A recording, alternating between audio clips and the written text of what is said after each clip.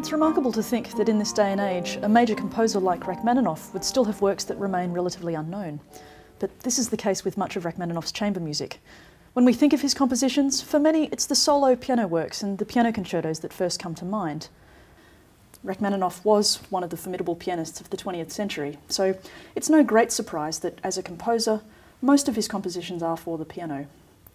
Of the chamber works he did write, most of these compositions date from the 1890s, when Rachmaninoff was still a student at the Moscow Conservatoire. There are two piano trios from this time, written just 1 year apart. The first trio was composed when Rachmaninoff was 19, and staggeringly, for his first attempt in the trio genre, he completed the single movement work in just 4 days. Even at this early stage in his career, Rachmaninoff writes with an obvious command of the piano. He's clearly at home with this instrument.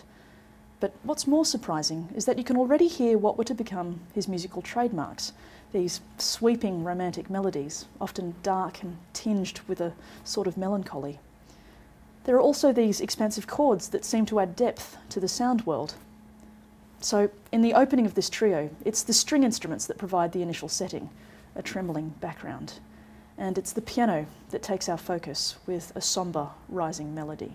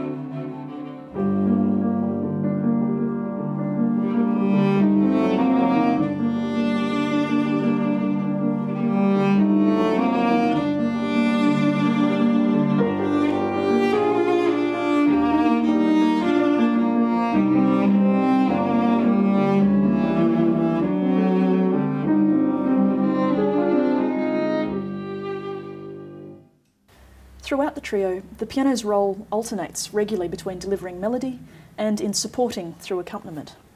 To balance against the bigger sounds of the piano, the violin and cello often work together.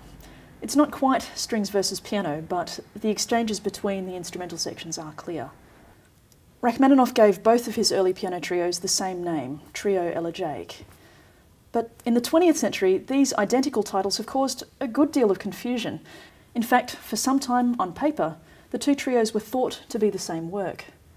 With a title of Trio Elegiac with no reference to a number, no one had any reason to suspect that they should be looking specifically for a first and a second trio. The result of this is that the first trio was overlooked, and it's only been in the last few decades that it's made itself better known. But I think even with the benefit of hindsight, it would have been difficult to persuade Rachmaninoff to change the titles. It appears he chose Trio Elegiac to pay homage to Tchaikovsky, one of his musical mentors.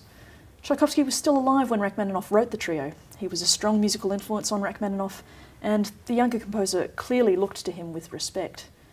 Some 10 years earlier, Tchaikovsky had composed his own Trio Elegiac, in which he paid tribute to one of his former mentors. So Rachmaninoff was clearly following this example. Personally, I find the closing stages of the trio quite poignant. It's a processional version of the opening we heard earlier. This time, the strings have the melody, and it's the piano that plods somberly in the background. The effect is quite special. It's a moment like this trio that's been well worth the wait.